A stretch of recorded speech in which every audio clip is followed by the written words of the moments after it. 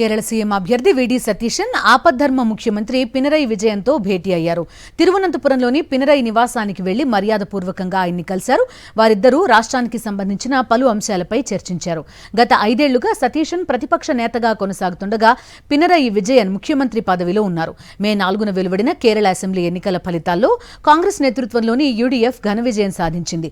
ఈ క్రమంలోనే రాష్ట్ర తదుపరి సీఎంగా సతీశన్ ని ఎంపిక చేసినట్టు ఏఐసీసీ ప్రకటించింది. కాంగ్రెస్ శాసనసభ పక్షం ఆయన్ను సీఎల్పీ నేతగా ఏకగ్రీవంగా ఎన్నుకుంటూ తీర్మానం ఆమోదించింది. అనంతరం గవర్నర్ రాజేంద్ర అర్లేకర్ను కలిసి ప్రభుత్వ ఏర్పాటుకు అనుమతి కోరారు సతీశన్. ఈ నెల కేరళలో 18న కొత్త ప్రభుత్వం ఏర్పాటయ్యే అవకాశం ఉంది. పినరయి విజయన్ ప్రతిపక్ష నాయకుడిగా ఉండనున్నారు.